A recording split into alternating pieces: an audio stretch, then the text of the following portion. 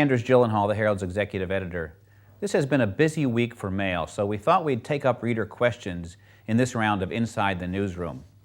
You have had a lot to say, including reactions on both sides to our climate change editorial that ran Monday in the Herald and 50 other papers across the world. You've swamped our reporters working on stories about county government, about the Scott Rothstein story, and about our Wish Book project that is running this month. You've also asked a number of pointed questions about coverage and story play, which is what we'll take up here. And let me start with an email from Joel Berger, a reader from Miami, who says he was appalled by the comic Jumpstart storyline this past week about the shooting of a police officer. Quote, "Don't we have enough problems in our lives every day to struggle with," he said. "Now we have to have comic strips in the Miami Herald depicting violent cop killings." Well, the comics are mostly about humor, but some have always taken on dramatic topics, and this week's Jumpstart strip was an attempt to make a number of points about violence and homelessness. Whether it succeeded and whether it merited the jarring image in comic form is something that you can decide. It's not likely, though, that this trend toward more real-life storylines and even political stands in the comics are going to slow down. Ever since Doonesbury broke the mold on mixing humor and drama, others have been following suit.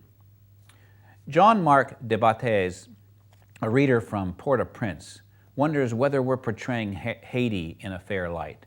A recent piece about the shooting of an Italian journalist in a bank robbery outside a bank in Port-au-Prince made him question whether we overplay stories about violence in that country. He said, quote, "How can Haiti ever hope to overcome certain perceptions when for every article written about positive developments, there are 10 like this one?" Well, it's a good question, and it's one we talk a lot about in the newsroom. In many ways, Haiti is a local story in South Florida, so we follow the big news and the little news. Our reporters are in the country constantly, and we pick up Associated Press reports like this one on our website. And it's hard to imagine a country that has suffered more or whose image has been as battered after years of political upheaval, natural disasters, and poverty. I'm not sure another shooting is the country's biggest perception problem. But if you follow Caribbean correspondent Jackie Charles' work, you've seen a number of stories recently about Haiti making real progress. Investments are starting to build up. Some of the redevelopment projects are having real impact. And as she has touched on, security is far better in Port-au-Prince than it has been in years. This is a topic that you'll be seeing more about in the coming months. One of the most common questions we get is about front page choices. Mike Ferguson of Coconut Grove wrote in to object to a decision to run a photo and story on Bobby Bowden the same day that President Obama delivered a speech in West Point. To feature a photo of Bobby Bowden on the front page and not one of the president is the epitome of disrespect and partisanship, he said.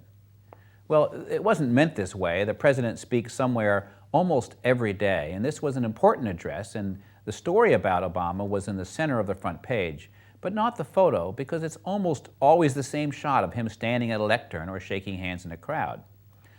Bowden's departure after 34 years was simply a better photograph and probably helped readers find their way to the news of the president's address.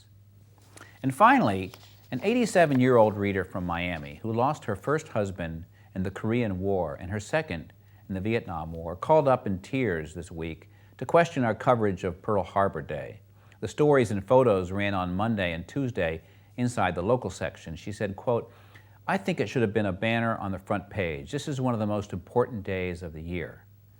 Pearl Harbor celebrations tend to be low-key events, which is why the coverage usually ends up inside the paper. But the date itself is, of course, infamous, and we should have had some mention either on the front page or on the front of the local section. Once again, let me thank you for your emails, your phone calls, and your letters, and most of all, we appreciate your reading the Miami Herald and logging on to miamiherald.com.